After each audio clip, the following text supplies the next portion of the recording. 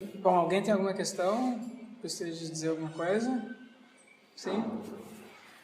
Então vamos adiante. Eu falei um pouco nas últimas aulas sobre a evolução da nossa espécie, a evolução da mente, e tem cinco ou seis coisas que eu queria dizer agora nessa aula de hoje. A gente vai entrar mais agora nas características, né, da nossa mente do ponto de vista psicológico e biológico. Então, existe uma concepção que foi predominante na filosofia do início do século passado e também na psicologia, e que enfatizava a plasticidade da mente humana, certo? Então, os seres humanos seriam uma característica essencial, constitutiva, para não usar a palavra essencial, dos seres humanos seria justamente a nossa plasticidade. Não existiria propriamente uma natureza humana no sentido de uma essência humana. Os seres humanos se caracterizariam por poder mudar a sua identidade. E nós podemos nos conceber de muitas maneiras. Vários filósofos enfatizaram, sobretudo os filósofos existencialistas, vocês vão encontrar coisas nesse sentido em Sartre, Simone de Beauvoir, vocês vão encontrar em Heidegger, em alguns fenomenólogos, uma ênfase na maleabilidade da natureza humana. Portanto, foram filósofos que optaram por deixar de falar em natureza humana, porque a noção de natureza humana, tal como usada na tradição, era entendida como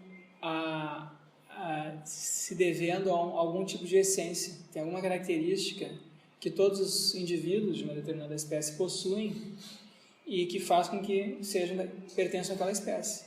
Então, existem determinadas características que todos os seres humanos teriam, por exemplo, ser racional, ser social. E essa característica é que todas as pessoas teriam. E quem não tem não é ser humano, tá? A mesma coisa isso valeria para as outras espécies. Para as outras espécies, né, de organismos. Para cada espécie haveria uma essência. Essa foi uma concepção que na biologia deixou de ser empregada com Darwin. Então, com o início da biologia darwinista, a noção de uma essência que caracterizaria uma espécie cedeu lugar ao que se chama de pensamento populacional. Então, o que caracteriza uma espécie é uma população. Espécies são populações. Então, o Darwin inverte o pensamento a respeito de espécie. Até Darwin se pensava que para pertencer a uma espécie, tu tem que compartilhar de determinadas características essenciais. Isso é o chamado pensamento tipológico. Existe um tipo, e pertencer a uma espécie é ter as características daquele tipo. Então, existiria um tipo de cavalo, um tipo de ipê, palmeira, enfim, né, humano, gato, cavalo. E o Darwin diz, olha, não existe esse tipo, tem uma maneira melhor de pensar as espécies, vamos pensar em termos de populações. Então, o que caracteriza... O Darwin parte dos indivíduos, e a partir das características dos indivíduos, que são variadas, ele forma populações a partir de características comuns. Então, dada uma população de indivíduos, então tem né, uma multiplicidade aí enorme de organismos na Terra.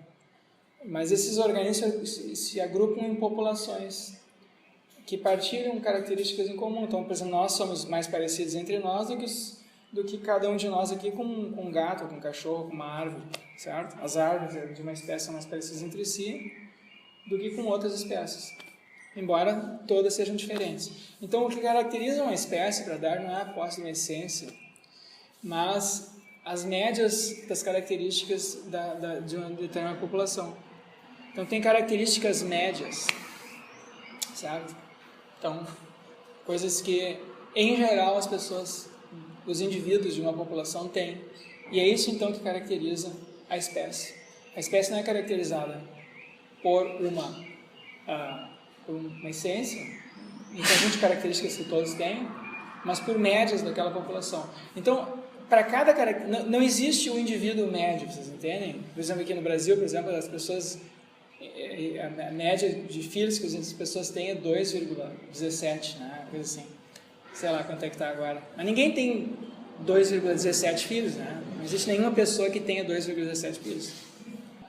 Esse tipo ideal não existe. A média também não existe nenhum indivíduo que tenha exatamente as características da média. Então todo mundo tem algumas características em maior grau, menor grau. E tem indivíduos que estão na fronteira da população, para qualquer população, certo? Que tem menos características do que a são diferentes, são mais diferentes da média do que a maior parte dos outros indivíduos. Então, nos períodos assim de especiação, de formação de novas espécies, isso é particularmente relevante, porque uma espécie pode ter uma população, essa população pode se dividir em 2 grupos agora, e de um desses grupos sair uma nova espécie. Então, existe um período intermediário ali em que tu não sabe direito se aquele segundo grupo pertence à espécie anterior, que continua se reproduzindo, ou agora já é uma nova espécie. Tem uma zona intermediária, certo? Então não existe fronteiras demarcatórias claras para uma espécie, como o pensamento tipológico tendia a sugerir. Tem essas características ou não tem, certo? Então isso levou muita gente a querer deixar de usar a expressão natureza humana. Isso aconteceu na primeira metade do século XX e a mesma coisa aconteceu na psicologia, né? Psicologia, sobretudo na psicologia behaviorista, que foi muito forte no início do século XX. A psicologia behaviorista afirmava, né, que todos os nossos comportamentos, todas as características psicológicas são produzidas por condicionamentos. Então, tem a frase famosa do Skinner: se tu me dá 2 bebês, eu vou transformar um deles num bandido, o outro num artista, só por condicionamentos. Então, em princípio, ele diz assim, em princípio a gente pode fazer isso. Tá? Então, existiria uma plasticidade indeterminada para os comportamentos humanos e para as próprias características fisiológicas. Nós podemos ir modificando as espécies, né? Então, isso fez com que muita gente parasse de falar em natureza humana. E na filosofia isso também aconteceu, né? Essa ideia de que, do ponto de vista assim, conceitual, nós podemos ter concepções muito diferentes de nós mesmos. Nós podemos conceber a natureza humana de maneiras muito diferentes, conceber nossa identidade de maneiras muito diferentes. Então, também nesse sentido, não faria muito sentido se falar em natureza humana. Bom, isso tudo aconteceu na primeira metade do século XX, mas a partir da segunda metade do século XX, começou a aparecer uma bateria de estudos sugerindo que existe na espécie humana um conjunto de características psicológicas, mentais, que formam a média da população. E é sobre isso que eu vinha falando nas últimas aulas. Essa plasticidade humana, a plasticidade mental humana tem limites, ela acontece dentro de determinados parâmetros. E esses parâmetros são, em parte, determinados ou balizados pelo nosso passado biológico, fisiológico, nosso corpo, e, em parte, pela nossa herança cultural.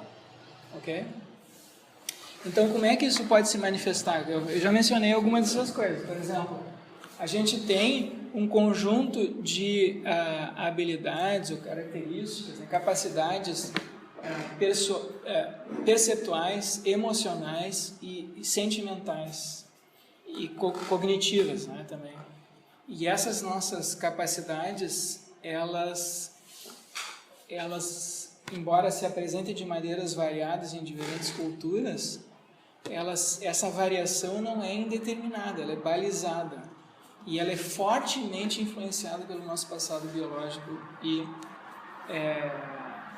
cultural. Então, por exemplo, a gente tem, no que diz respeito ao ambiente determinado, assim como para cada espécie de organismo existe um conjunto um certo ambiente que aquela espécie de organismo, para a qual aquela população está mais bem adaptada, certo? Então, o pinguim, por exemplo, está bem adaptado para o Polo Sul. Sei lá, o tigre de Bengala na selva indiana, coisas assim. E existe também um ambiente para o qual nós, seres humanos, estamos mais bem adaptados, e no qual a gente tende a proliferar. A maior parte do nosso desenvolvimento do nosso corpo, isso aconteceu na savana africana. Então, existe um determinado tipo de ambiente, que é o ambiente dessa savana africana, com planícies, onde você enxerga com animais, com rios, né, com vegetação, mas não a mata densa, fechada, para a qual nós estamos adaptados. E isso foi preservado em nós por um certo apreço por ambientes parecidos com esse. Então, por exemplo, se vocês forem peguem, por exemplo, a história da colonização italiana aqui na Serra Gaúcha Alemã. A primeira coisa que os italianos fizeram quando chegaram ali na Serra, desmatar tudo, para criar aquela região onde tu pode enxergar adiante, entendeu? Tu pode ver adiante, tu tem algumas árvores, são preservadas, né? Então, qual é o ambiente, o habitat preferido de vocês? Vocês peguem essas revistas hoje de arquitetura, né? Daquelas mansões maravilhosas, bonitas, como é que são aquilo? Tem um padrão aí, claro que são todas diferentes, mas tem um padrão ali. Como é que é o padrão? O padrão tu tem um ambiente no qual as tuas costas estão protegidas, então tu pode ter assim um rochedo aqui atrás, ou uma arvoredo aqui atrás, ou um paredão. Tu tem vista para frente, de preferência algumas pedras aqui, riacho, ou um laguinho, alguma coisa, e alguns animais lá adiante. Se não tiver animais, pode ser uma estátua de um animal que funciona também igualmente bem. Então isso é algo que é comum nas diversas tradições culturais. É claro que isso é adaptado de maneiras diferentes, né? Dependendo do que os seres humanos se espalharam pela Terra toda, né? E, enfim, tem limitações, mas tem esse apreço, essa busca pela construção desse ambiente, quando ele não ocorre naturalmente. E existe um apreço estético por isso. Mas de onde é que vem esse apreço estético? Vem dessa seleção biológica, dessa adaptação biológica da nossa espécie para esse ambiente. Mesma coisa com relação às comidas, né? Tem certas comidas que a gente tende a ingerir com maior satisfação. Então, por exemplo, comidas doces, comida com gordura, com sal, isso tem a ver também com o nosso passado biológico. Hoje isso não é mais adaptativo para nós, né? Porque a gente tem excesso de comida gordurosa, salgada e doce. Mas não foi assim no nosso passado. Até 100 anos atrás não era assim. Até 50, se vocês falam com os avós de vocês, não era assim. Então isso é uma coisa muito, muito recente, que é o fenômeno da gente comer mais comida industrializada do que comida feita em casa. Até o início do século XX, havia escassez de alimentos na Terra. Há muita gente passando fome. Então, num ambiente de escassez de alimentos, você tem a oportunidade de comer uma comida doce, come até se empanturrar, né? E isso aumenta as questões de sobrevivência. Mesma coisa com relação à atração sexual. A gente tem padrões, claro que isso aí varia de indivíduo para indivíduo. Então, existe um padrão de atração sexual masculino e feminino. Então, os homens tendem a se sentir atraídos por mulheres jovens e que tenham um corpo que pareça adaptado, que tenha um potencial reprodutor grande, né? Tem um quadril, tem uma certa proporção do quadril com seios grandes, maiores, ou quadril menor, mulheres que demonstram algum tipo de tendências empáticas. Mesma coisa com relação a mulheres se sentindo atraídas por homens que pareçam ser bons provedores. E isso é algo inconsciente, tá? Isso é algo assim que, né, hoje em dia, as pessoas, quando veem essas pesquisas, a tendência das pessoas tem alguma coisa errada nessas pesquisas, né? Então tem pessoas, por exemplo, que contestam isso aí em termos assim ideológicos, porque acham que são pesquisas machistas, ou isso e aquilo. Não é assim, tá? De fato existe uma tendência e isso ainda continua atuando em nós, embora, claro, isso possa ser modificado, né? Então a gente adquire, esse é o nosso ponto de partida. Mas é claro que isso culturalmente pode ser modificado, os nossos hábitos alimentares podem ser modificados, nosso gosto pela comida pode ser modificado, a gente adquire gosto por coisas que naturalmente são, que podem ser nojentas até, né? Tem pessoas, né, culturas diferentes adquirem, assim, desenvolvem comidas que são estranhas para outras culturas. Então, isso aí é produto do desenvolvimento cultural. A mesma coisa com relação a padrões de atração, que é mais atraente em termos assim, sexuais, também pode ser afetado pelo tipo de desenvolvimento cultural. Mas, enfim, esse é o nosso ponto de partida. A mesma coisa com relação a perigos, né? A gente tem uma tendência natural assim, de ter, a reagir de maneira mais intensa a certos perigos e não outros. Mesma coisa com relação à cooperação social, nós temos uma tendência inata, uma predisposição inata a cooperar. Né? Isso se manifesta em nós na moralidade, que é um sistema de cooperação. Nós temos certas inclinações morais, predisposições morais inatas. E sobre isso, então, o trabalho do Michael Tomasello, né? Uma parte do trabalho dele, e do Franz de Waal. Também nós temos uma predisposição inata para fazer divisão social de tarefas, em particular divisão social do trabalho, para a linguagem e para a religiosidade. Então, sobre isso eu vou falar mais adiante. E também uma predisposição inata a conceber os eventos de nossas vidas em termos narrativos. Então, nós temos assim o desenvolvimento da nossa consciência, o desenvolvimento do tipo de cooperação que a gente tem, ficou registrado na forma de narrativa. A gente tem muito mais facilidade para se lembrar de informações quando elas são apresentadas numa forma narrativa. Então, vocês podem ver, tem essas técnicas de memorização que às vezes as pessoas empregam, né? A pessoa consegue se lembrar assim, de 300 números, ou sei lá, 300 nomes, uma sequência lá de 300, 100, 200, 300 nomes. A pessoa depois repete aquilo. Como é que eles fazem para memorizar? Eles associam cada nome a um ponto numa trajetória, numa narrativa. Então tem uma história, e aí tu tem o teu caminho daqui até a tua casa, por exemplo. E aí tu vai pensando nos pontos assim, salientes desse caminho até a tua casa, e tu associa um nome, um número a cada um desses pontos. Então a gente tem muito mais facilidade para se lembrar de coisas quando elas se apresentam para nós numa estrutura narrativa.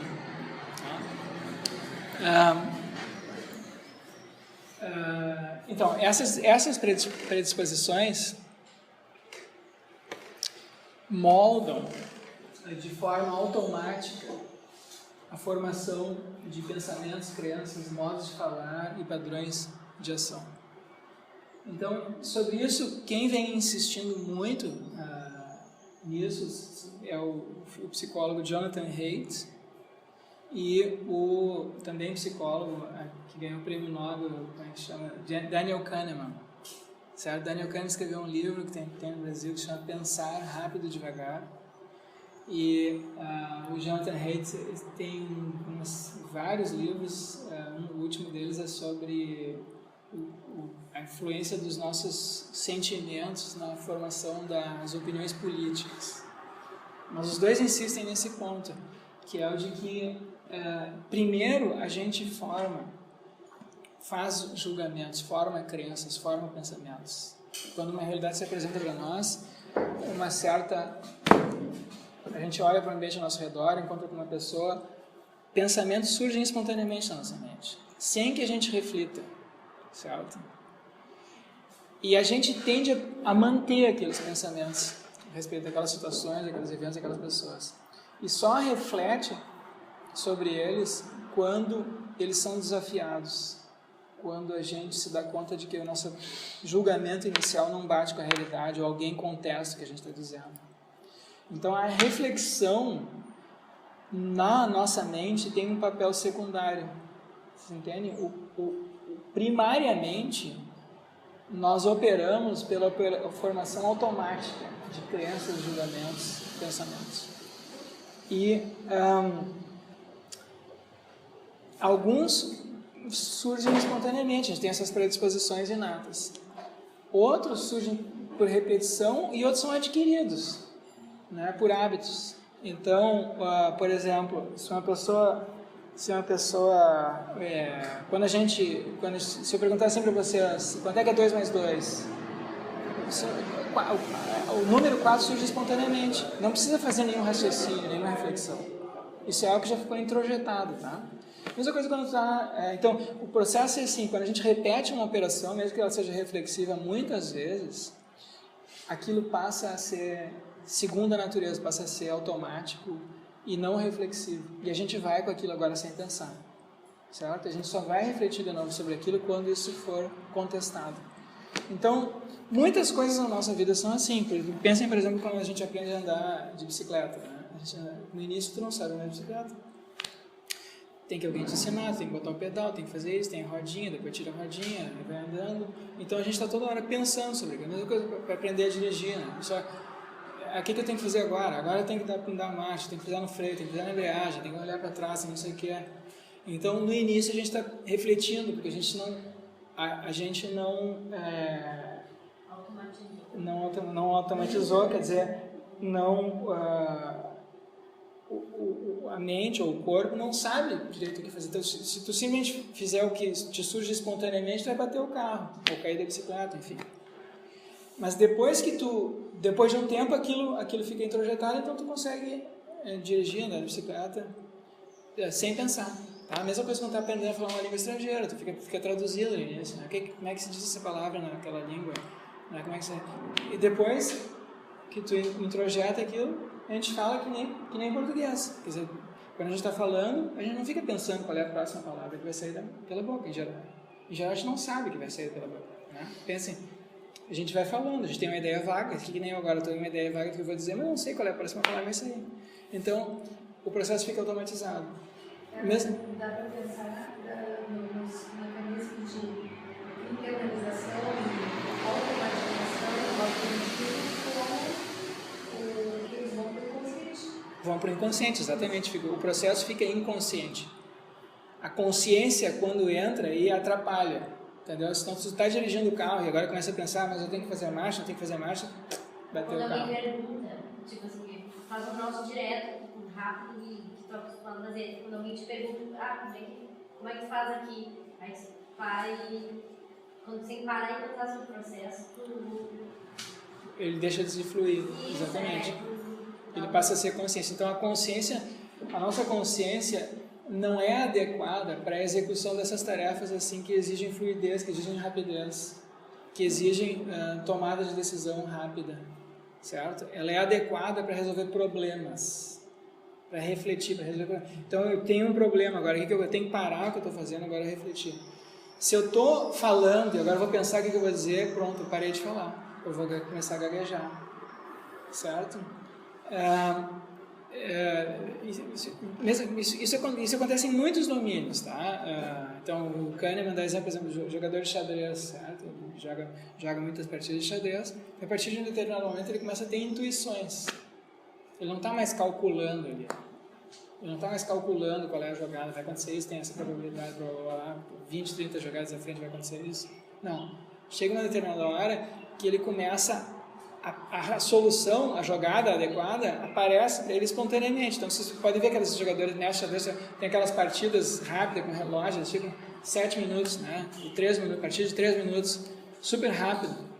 E as jogadas super bem feitas, né? Então, por que isso? Porque ele internalizou aquele conjunto de possibilidades ali. A mesma coisa a gente faz com a linguagem, a mesma coisa a gente faz com o carro, né? Tem coisas, às vezes, tu desvia de um carro sem saber. A mesma coisa a gente faz quando está caminhando. Entendeu? A gente internalizou os movimentos do corpo e agora tu caminha, tu desvia de obstáculos. A mesma coisa, tu interage com outras pessoas na rua, tá passando por uma multidão e o nosso corpo já automaticamente se comporta da maneira adequada. Se não der para cozinhar, porque as pessoas às vezes me perguntam quanto tempo deixa. Não sei te dizer. Exatamente. É automático, já sabe quanto tempo. Você olha para a loja. Exatamente. Fazer a receita de quantos ovos tu usou, quantos mas assim, mas em relação ao tempo, tu não sabe o tempo que vai deixar. Eu não sei, eu sei que comprou. Exatamente. Então, a nossa ação, nosso comportamento no mundo e os nossos pensamentos, na sua maior parte, são inconscientes e são automáticos.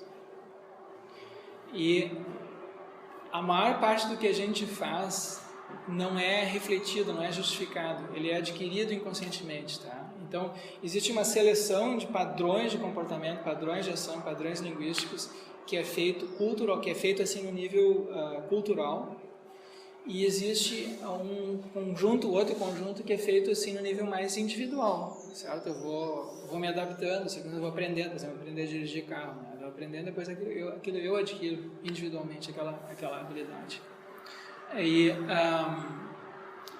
Mas isso tudo é moldado, certo? Por certas predisposições, por certas características nossas. Então, por exemplo, a gente tem características cognitivas muito adaptadas para se ambientar no espaço, a nossa espécie. Nós nos orientamos muito bem relativamente a outras espécies. Tem outras espécies que têm, enfim, outras capacidades visuais melhores que as nossas, olfativas, tem espécies que têm memória melhor que a nossa, né?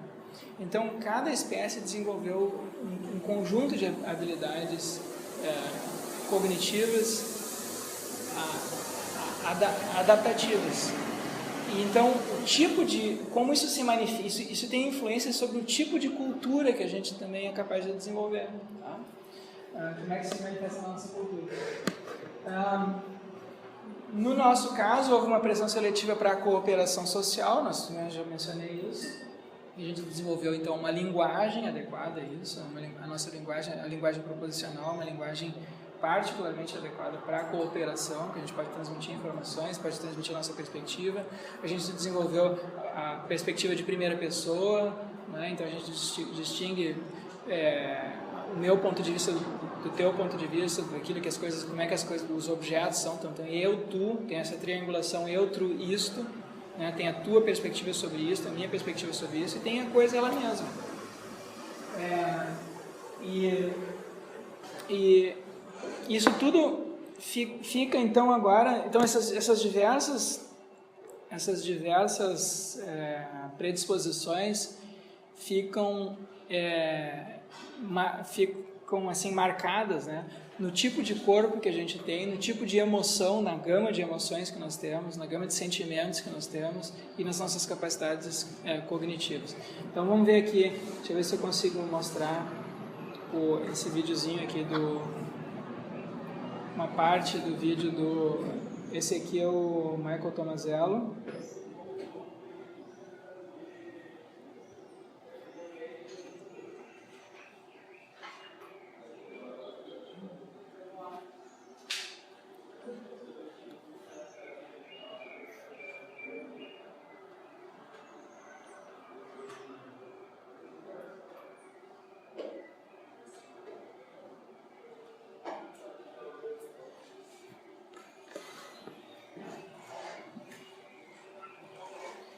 Então, depois eu estou deixando o link na página aqui, não importa muito o que ele vai falar, eu só queria que vocês vissem aqui o experimento, tá?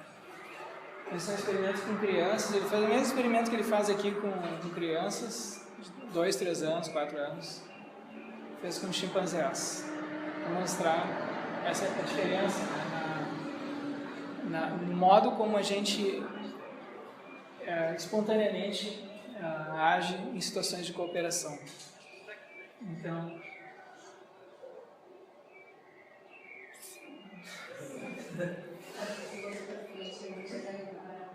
quer?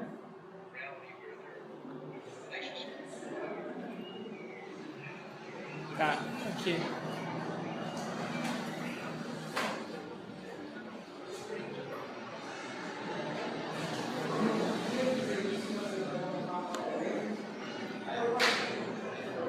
Ó, o cara tá botando uma coisa ali na sacola e deixou cair o negócio. Não tem nenhuma comunicação linguística aí, tá? Isso é o comportamento espontâneo de uma criança. Esse tipo de comportamento a gente não encontra em chimpanzé. Tá? Um chimpanzé deixou alguma coisa cair.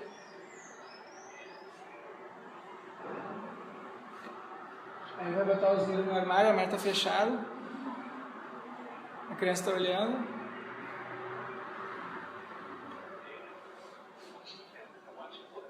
Tá, presta atenção que a criança ela olha pro adulto, né? Isso aqui é importante. Ó. Ela tá olhando ali, ó, tem esse contato visual. Isso é típico dos seres humanos, tá? Não só a ajuda, mas tem a interação com ele. Tem eu, tu e o objeto. Então tem intencionalidade. Isso aqui eles chamam de intencionalidade compartilhada. Atenção conjunta. Ele está olhando para saber para onde que ele está olhando. Se ela está olhando para ele, tem a interação com o objeto, atenção conjunta e um mesmo objetivo. Então isso é típico dos seres humanos. O chimpanzé, tu pede para o chimpanzé fazer isso, não faz, tá? O chimpanzé não faz. O chimpanzé só faz alguma coisa se aquilo tem um benefício imediato para ele, certo? Então se tem comida no armário, o outro descobriu que não vamos abrir o armário. Mas aí ele está abrindo porque ele está interessado naquilo.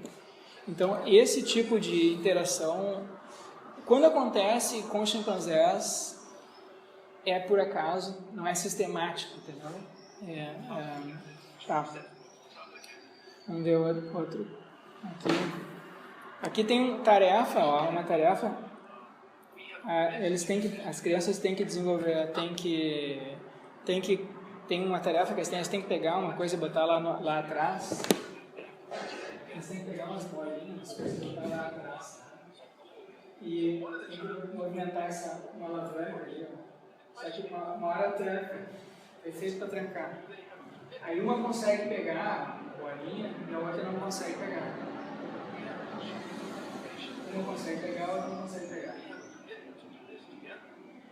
E aí o que acontece? Faz isso com o chimpanzé, o primeiro que pegou largou a brincadeira. Com crianças, não. A outra continua ajudando até que a segunda consiga pegar também. Então isso é típico, isso é uma predisposição para a cooperação, tá? Ela entende que a outra perspectiva mudou, vai ver a perspectiva dela, volta. Isso é típico do ser humano, isso é espontâneo, tá? Isso é uma coisa que foi selecionada. Então nós temos uma predisposição inata para a cooperação. Do ponto de vista biológico, essa é uma característica central da nossa espécie. Aí as duas conseguem, daí elas põem lá no caixinho. O que mais? Tem um outro ainda aqui.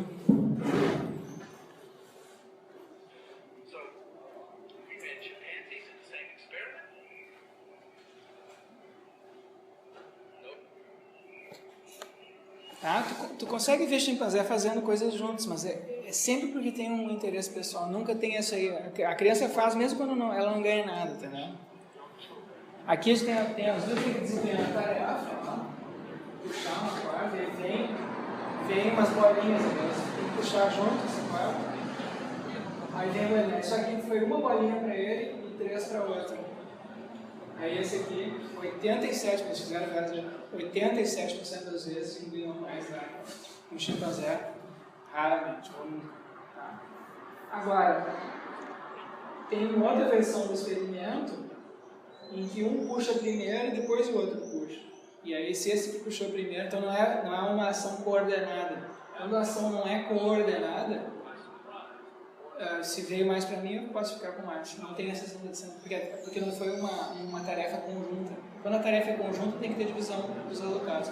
Quando a tarefa não é conjunta, não precisa ter divisão dos resultados. Isso é espontâneo, criança. Então, que a gente tem um senso de justiça também inato. Tá? Aí, essa é a outra versão. Um puxa, depois outro puxa. Tem muitos experimentos assim, certo? E chimpanzé é isso, veio mais banana para mim, eu vou ficar com mais banana, não tem por que dividir. Claro, depois o outro não vai cooperar.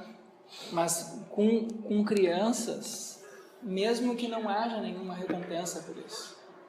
Certo? Então, e a gente tem em adultos, por exemplo, como é que isso se manifesta em nós, por exemplo? A gente se sente obrigado quase a cooperar, né? Então, por exemplo, se tu está num restaurante, por exemplo, tem um grupo de amigos e alguém diz assim para ti, pode ser até uma pessoa que tu nem conhece, depois de me passar o saleiro, então, assim, né, se alguém diz não vou passar o saleiro para ti, sei lá, porque eu quero que o saleiro fique aqui perto de mim, que eu vou usar, aquilo causa, assim, um constrangimento geral, né? Então, a gente não apenas, se a pergunta é feita Se a pergunta é feita para mim, eu fico constrangido e me sinto obrigado a passar o salgueiro, porque afinal, né? Tá com o copo de cerveja na mão, assim, vai, passa o sal e fala, não pode passar o sal. Não vou passar o salgueiro. E por outro lado, e as outras pessoas se sentem constrangidas também, quer dizer, isso é uma disposição também inata, tá? Então, vocês vejam como isso tudo, né, isso aparece para nós na forma emocional, compreende? Então, existe uma predisposição que está marcada, é inconsciente isso.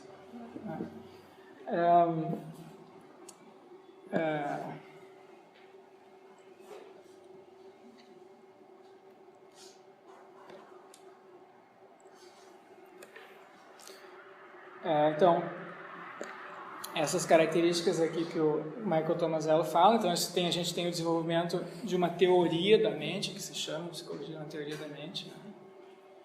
A gente, por ter atenção conjunta, intencionalidade compartilhada, a gente tem também essa teoria da mente. A partir dos 4 anos as crianças têm isso, as outras espécies nenhuma tem isso, a gente não tem indícios de que tem isso. A teoria da mente é assim, é a atribuição aos outros indivíduos da nossa espécie, aos outros seres humanos, uma mente. A gente atribui aos outros uma mente, uma perspectiva. Assim, eu tenho a minha perspectiva, mas tu tem a tua perspectiva. Eu atribuo a ti uma perspectiva diferente da minha. E a gente não tem muitos indícios de que nas outras espécies, tipo as gorilas, bonobos, isso acontece.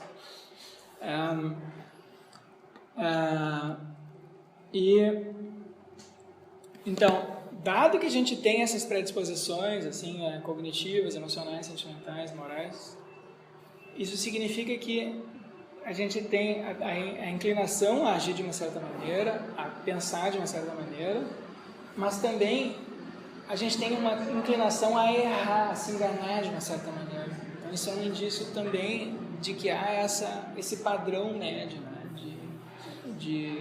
essa moldura mental que a gente tem. Então, a gente tem, a nossa percepção funciona bem dentro de determinados parâmetros, tem determinado espectro luminoso que a gente percebe bem, tem objetos de um certo tamanho que a gente percebe bem, objetos muito grandes a gente não percebe direito, objetos muito pequenos a gente não percebe. Também para mudanças, para processos que acontecem, nossa percepção está bem adaptada para perceber processos que acontecem com uma certa velocidade. Mas se a velocidade é muito rápida, a gente não percebe.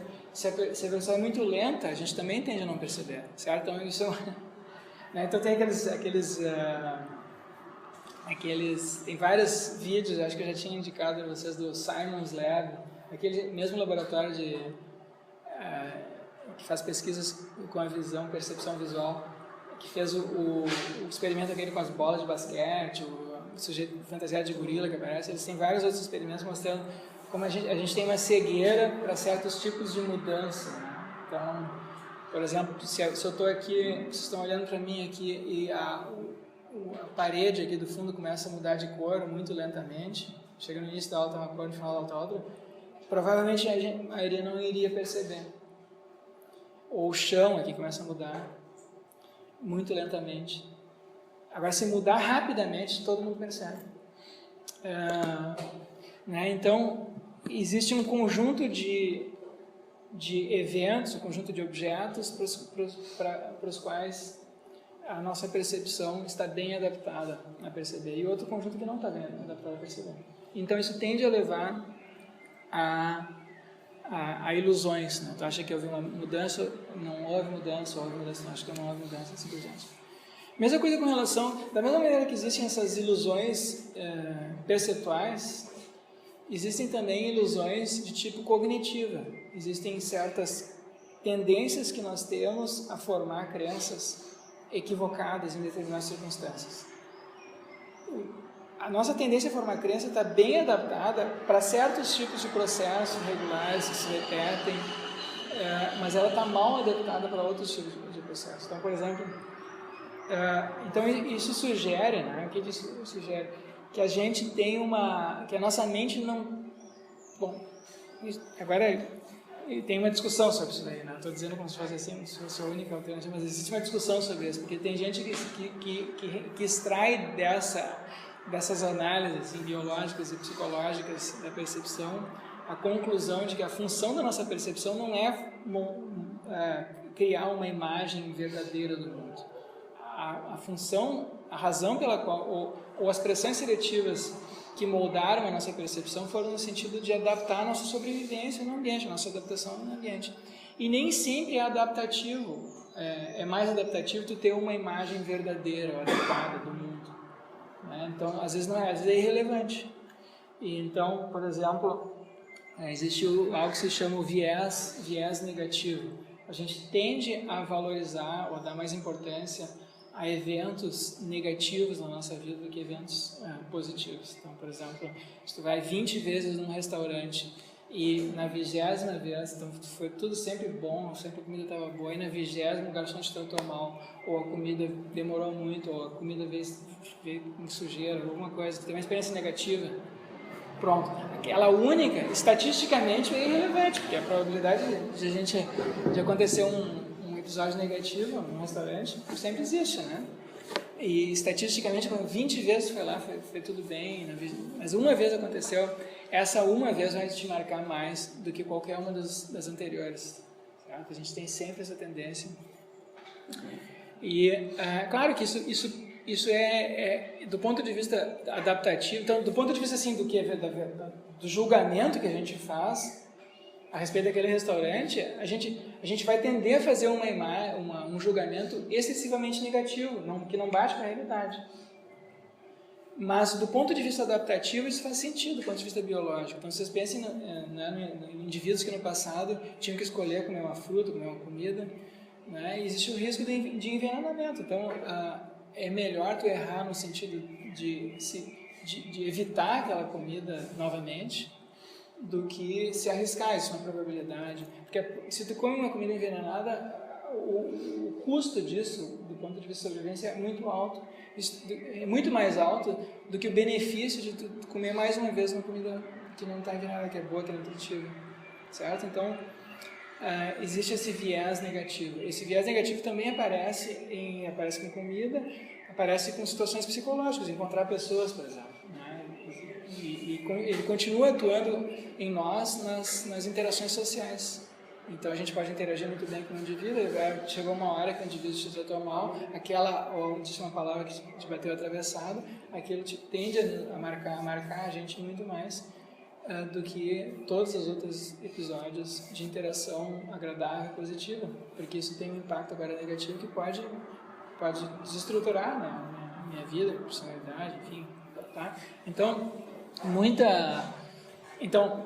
a nossa adaptação foi nesse sentido, não de criar uma imagem assim, objetiva, neutra da realidade, mas de selecionar qual é o padrão comportamental e perceptual que é mais adaptativo. E nem sempre o padrão comportamental perceptual mais adaptativo é o que nos leva a formar uma imagem verdadeira ou adequada da realidade. Tá? Um segundo viés confirmacional, a mesma coisa, isso aqui que a gente está vendo nas crianças é viés confirmacional. As crianças tendem a se conformar umas às outras. Né? Então, está num ambiente, as pessoas estão se comportando de uma certa maneira, estão se vestindo. Vê como a gente tende a se vestir tudo mais ou menos parecido. Né? Então, a falar de maneira parecida. Então, a gente tem essa inclinação. Experimentos que o Thomas Ello fez com chimpanzés sobre isso. Dá um problema para a criança resolver. Tem várias maneiras de resolver. Tem algumas que são... tem que tirar um objeto de uma caixa, mexer numa alavanca, fazer isso, fazer aquilo, certo? Aí tem algumas maneiras mais fáceis de resolver esse problema, outras maneiras mais difíceis. Então, o que acontece? As crianças resolvem, uma resolve, a outra resolve separado. Mas aí uma observa a outra resolver, depois, na segunda rodada. Certo? As duas resolveram sozinhas, só que uma viu como é que aquela estava fazendo e a primeira não viu como a segunda estava fazendo. Na segunda rodada, essa que observou vai tender a imitar aquela lá, mesmo que ela tenha encontrado uma maneira alternativa mais fácil de resolver o problema. Ela vai imitar a outra, mesmo que o processo que a outra usou foi mais complicado. Tá? Faz com chimpanzés. Não, chimpanzé não. Chimpanzé, ele encontrou a solução, ele fica com aquela. Ele não imita. não se conforma aos outros. E isso a gente tem, né, em ambientes assim, sociais, tem aquele comportamento de grupo, né, a gente tende sempre a evitar. Pega no estádio de futebol, por exemplo, pega aqui nos corredores, aqui, né, as pessoas tendem sempre a tender a se conformar ao comportamento do grupo ao qual elas pertencem. E se elas se destoam, se elas não se sentem bem naquilo, elas buscam outro grupo. É sempre um comportamento de conformidade a grupos.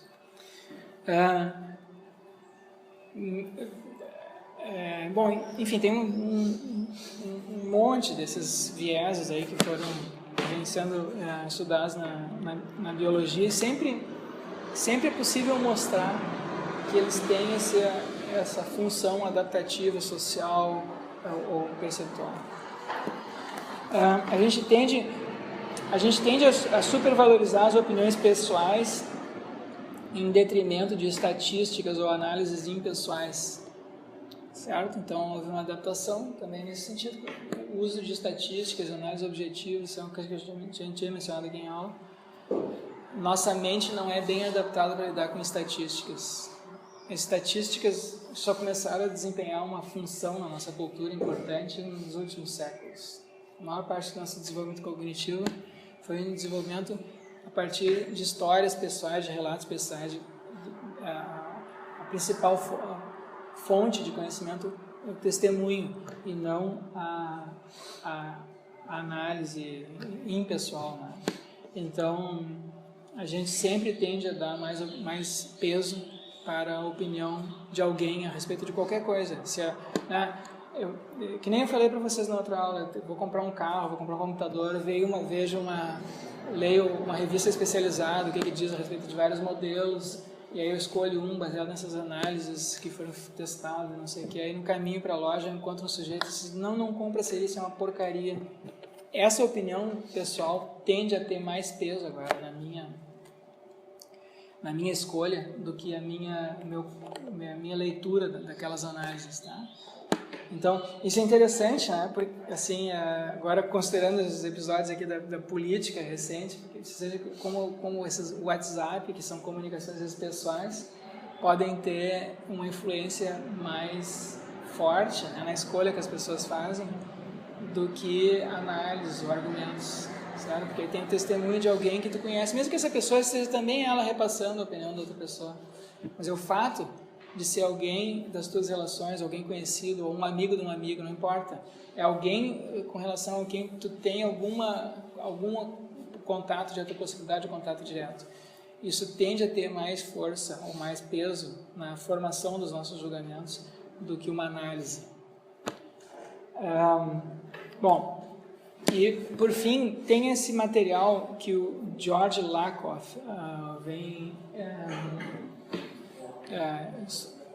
escreve sobre o que ele vem escrevendo. George Lakoff é um linguista e ele escreveu um livro há anos atrás que se tornou um clássico, que se chama Metáforas pelas quais vivemos. Vocês conhecem esse livro? Metáforas pelas quais vivemos.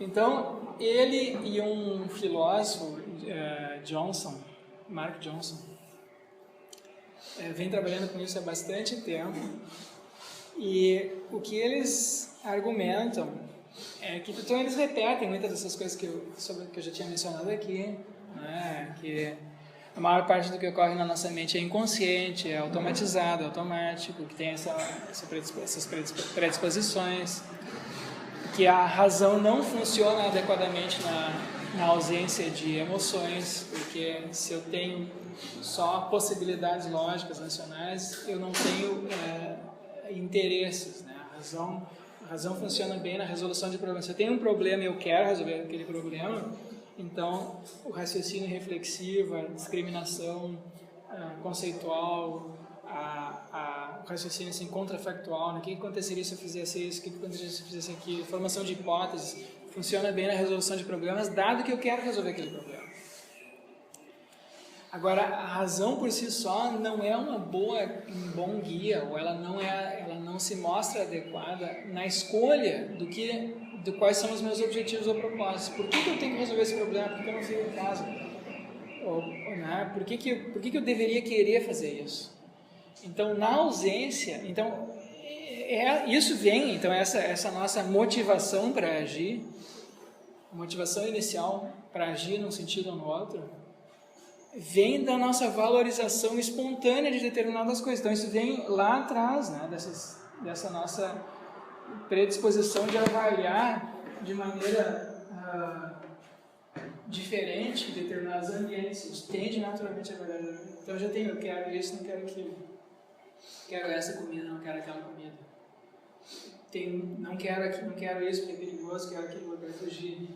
Atração, quero essa pessoa, não quero aquela outra pessoa. Operação tenho vontade de fazer isso e não vontade de fazer aquilo. Em relação a esses nossos sentimentos morais, né? Sentimentos de justiça, lealdade, respeito à autoridade.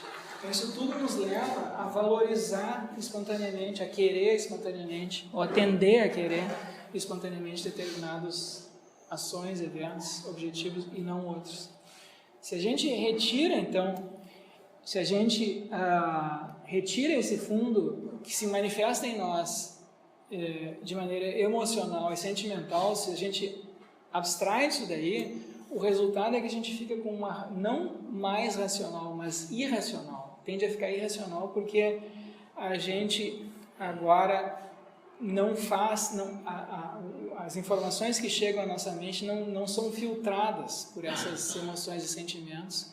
A nossa atenção fica dispersa, eu não sei onde focar a minha atenção, eu não sei qual problema resolver, então eu tenho só possibilidades lógicas, mas qual dessas possibilidades lógicas é relevante? Então a pessoa deixa de se comportar, passa a se comportar de maneira errática no mundo, tá? E ela passa a considerar como relevante aquilo que é irrelevante dado enfim, o seu ambiente social, o seu ambiente físico, ok? Então, a imagem que a gente tinha antigamente da racionalidade como sendo prejudicada pelas emoções, pelos sentimentos, é equivocada. Né? Então, o George Lakoff reitera esse ponto, ele menciona as pesquisas do Antônio Damasio, que eu já tinha mencionado aqui, o erro de Descartes, dizendo também, que também dizem isso.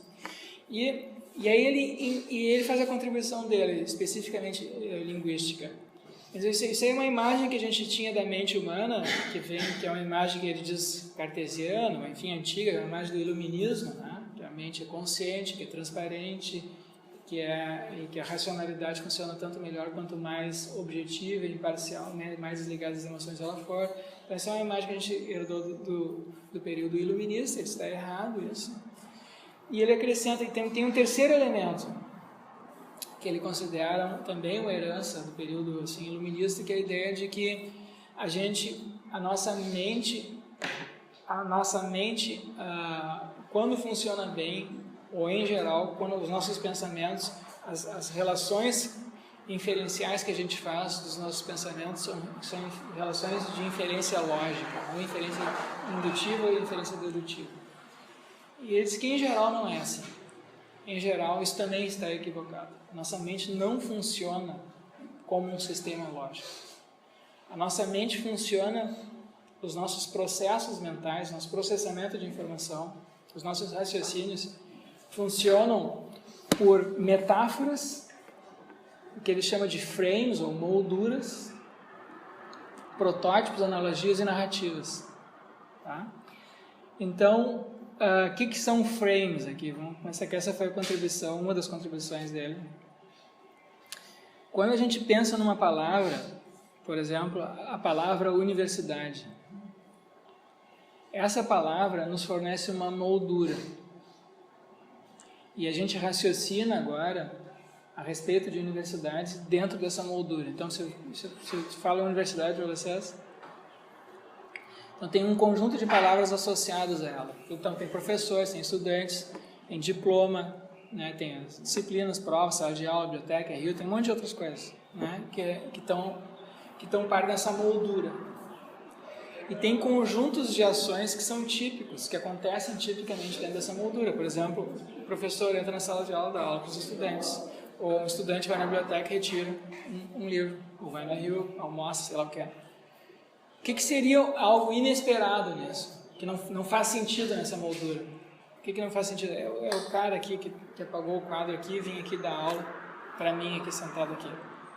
Ou a bibliotecária, tu entra lá na biblioteca, ela começa a servir comida da Rio para ti. Não faz sentido isso. Não é que não faça sentido. Por que não faz sentido? Não é porque logicamente é incoerente. Logicamente é coerente, pô. Quer dizer, não tem nenhuma inconsistência lógica nisso tudo. Mas não faz parte do frame. Então o que ele diz assim, nós temos milhares desses frames, certo? E o que faz sentido ou não faz sentido para nós depende desses frames. Nós temos essas molduras e o nosso pensamento funciona a partir dessas molduras sempre. Professor, aqui em toque, não sei se é uma doença ou se é um comportamento. Tem a ver com isso, com um frame muito emoldurado. Eu tenho algumas manias. Não sei se isso é frame. Aqui esses frames, ele está falando assim do significado das palavras, né? O que faz sentido, o que não faz sentido para nós, tá? Ele não está falando assim, aqui a análise dele é mais linguística, não comportamental. O toque eu não sei, não sei bem o que tu acha que é toque. Não sei porque... Tem um monte de coisas, professor, mas uma das coisas importantes são conteúdos repressivos, né, professor? Sim. É que a Rosane estuda psicanálise, por isso que eu perguntei para ela. Achei que tem razão, né? É um lugar mais linguístico, assim, né? Algo que surge quando tu fala universidade, e qual é essa relação que tu faz, né? Linguisticamente. Tinha um quadro mesmo, né? Claro que esses frames depois moldam o nosso comportamento na universidade. Tem ações que fazem sentido dentro da universidade. Mas isso é porque a gente tem aquela moldura, certo? Não, porque... Bom, eu sou ignorante nessa área também, mas eu sei que algumas pessoas, conheço algumas pessoas que têm, mas é tipo, tem um comportamento padronizado que tem que funcionar a partir de uma determinada lógica, assim, e se sai daquilo, aí imaginei que tivesse toda uma relação. Sim, mas o ponto é o seguinte, essas frames são inconscientes, tá? Essas frames são inconscientes. Então, a razão pela qual certos comportamentos, ou certas ações, certas frases a respeito da universidade, ou certos comportamentos na universidade fazem sentido para nós, é porque a gente tem aquela moldura já, essa moldura é inconsciente. Não é porque eu tenho uma ideia de universidade, uma reflexão, eu penso nos propósitos da universidade, entendeu? Em geral não é assim. Claro que eu posso fazer essa reflexão sobre a universidade. Eu posso qual é o propósito da universidade, por que serve uma biblioteca, por que serve uma sala de aula, faz sentido, né? Tem certas coisas que se seguem disso, né? Dado que o propósito da universidade é esse, que tem essa estrutura lá, então segue-se que... Isso seria uma maneira, digamos assim, consciente, reflexiva, né? de pensar sobre o que faz sentido dizer sobre a universidade, fazer na universidade. Mas o que ele está dizendo é que não é assim. Em geral, não é assim. Raramente é assim. Em geral, a gente tem essa moldura prévia e a gente se insere automaticamente nessa moldura. Então, a mesma coisa com um hospital. No hospital tem médico, tem enfermeiro, tem pacientes, tem sala de cirurgia, tem leitos, né?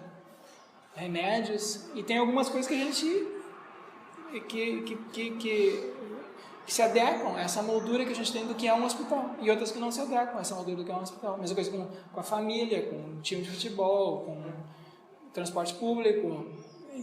Para cada um a gente tem essas frames, e essas frames atuam na nossa mente inconscientemente, não reflexivamente. Então,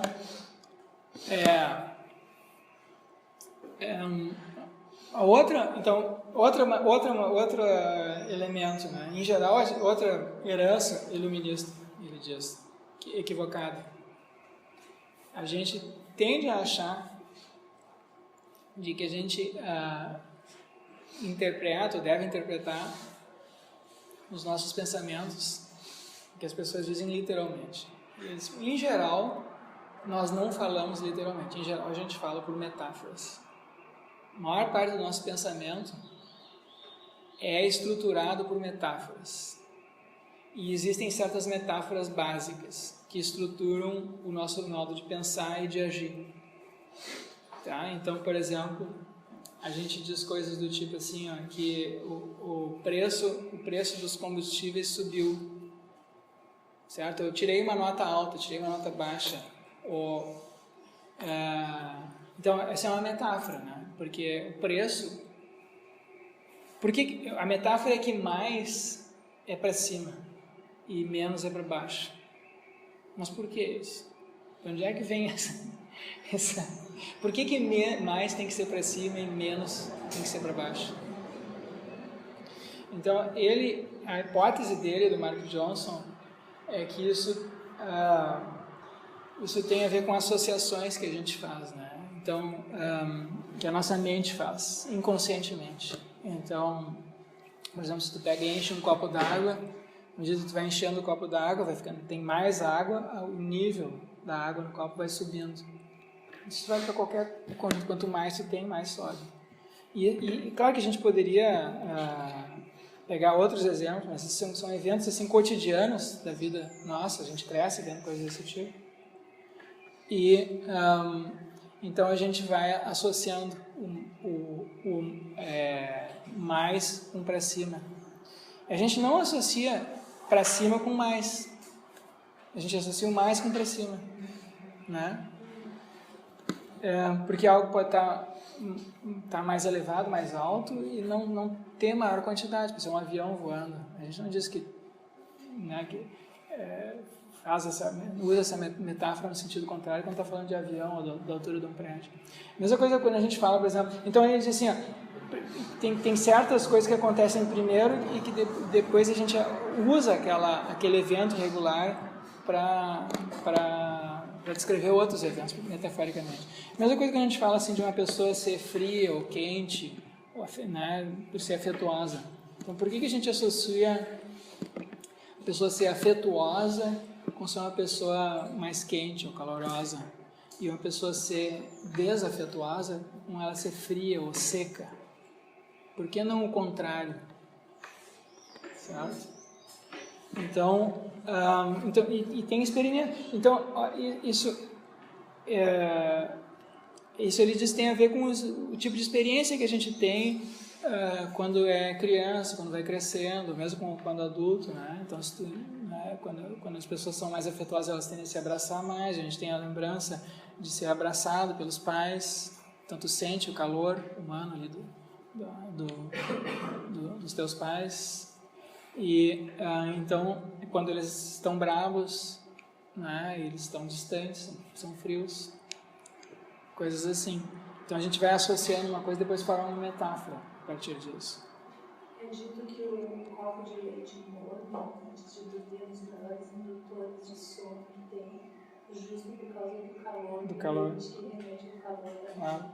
Claro, e isso tem pesquisas que eles fazem, pesquisas empíricas que eles fazem que confirmam isso. Então não é algo apenas que estrutura a nossa linguagem, mas estrutura o nosso modo de agir e os nossos estados mentais. Então, por exemplo, tem uma pesquisa que eles fizeram que é assim, pega e chama pessoas numa sala para fazer uma avaliação de um vídeo que eles fizeram a respeito de uma pessoa. Então aparece a imagem da pessoa e aí elas têm que fazer uma avaliação ali se a pessoa é mais descreve um conjunto de palavras que elas podem usar para descrever uma pessoa. E aí para um grupo de pessoas que fazem esse teste, tu dá para elas uma xícara de café quente. Para outro grupo, tu dá uma latinha de refrigerante gelado. Então, as pessoas que receberam a bebida quente tendem a fazer uma avaliação mais positiva daquela imagem, daquela pessoa que aparece na imagem. E as pessoas que recebem um copo, uma lata de refrigerante gelado, tendem a fazer uma avaliação mais negativa. Então, se seja que isso é um efeito inconsciente, que aparece no nível linguístico e aparece no nível comportamental. Então, isso é algo que estrutura a nossa vida como um todo, tá? Não é só algo puramente linguístico. Outra metáfora, o futuro está à frente, o passado está atrás. Por que a gente tende a achar que o futuro está à frente, o passado está atrás? Por quê? Tem a ver com a direção do nosso movimento, caminhar, né? Com o passar do tempo. E também isso a gente conversou, aparece na linguagem e aparece em inúmeros comportamentos nossos. Então, por exemplo, tem um teste que foi feito, se não me engano, na Holanda, que eles pedem para uma pessoa falar, pensar ou falar, escrever um evento que elas estão planejando fazer no futuro, depois falar ou pensar em alguma coisa do passado. E elas estão filmando essas pessoas e medindo o movimento do corpo. Então, quando as pessoas estão falando do futuro, elas se inclinam levemente para frente, e quando estão falando do passado, tendem a inclinar o corpo um pouquinho para trás. Tem sempre a postura corporal é diferente. Tá? Então, essas coisas estão todas interligadas e estruturam a nossa maneira. Vocês vejam que são coisas físicas que dizem respeito ao nosso corpo e a interação do nosso corpo com o ambiente. O fato de a gente caminhar para frente, não caminhar para o lado. É o fato de que que os seres humanos têm sangue quente e quando nós somos tratados de maneira afetuosa por outras pessoas, as pessoas tendem a abraçar, chegar mais perto, a gente sente o calor. É essa observação contingente de que as coisas, de que certo conjunto de objetos, de eventos regulares no mundo, tendem a aumentar de altura quanto maior a sua quantidade. Enfim, coisas desse tipo. Também a gente tem metáforas a respeito de processos, de processos causais. Aqui, por exemplo, vejam aqui um último exemplo. O amor é fogo que arde sem se ver. Por que o amor é fogo que arde sem se ver? A gente usa muita metáfora assim a respeito do amor, né? Então, a paixão é ardente, ou depois a pessoa terminou, o fogo apagou, a pessoa ficou fria, certo? O amor é fogo que arde sem se ver, é ferida que dói e não se sente, é contentamento descontente, é dor que desatina sem dor. Então a gente tem 1001 metáforas, certo? E a tese deles é que o nosso modo de pensar e o nosso modo de agir e, portanto, se comportar está estruturado por um conjunto de metáforas básicas.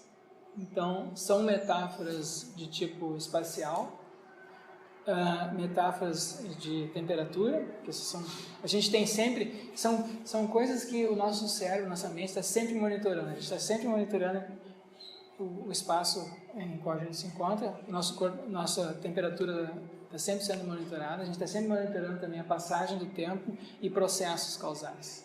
Então são coisas constantes. E tem outras coisas que não são tão constantes na vida da gente, né? A gente, por exemplo, interagir com alguém afetuoso ou desafetuoso. Isso acontece, às vezes acontece, não. Às vezes eu não estou interagindo com ninguém. Às vezes eu estou interagindo ou não estou interagindo. Mas o calor e o frio estão sempre sendo monitorados. Então a gente associa isso que está sempre sendo monitorado pela nossa mente com aquilo que acontece eventualmente. Tá? A mesma coisa, o nosso corpo tem sempre, a gente tem sempre a orientação, a sensação gravitacional, isso nos acompanha sempre, para cima e para baixo. Então, mais é para cima, para baixo. Enfim, a gente tem essa associação com para cima e para baixo, que também é constante. Tá?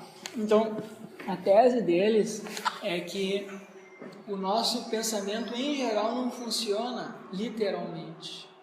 Não é assim, a gente tem uma frase, uma proposição,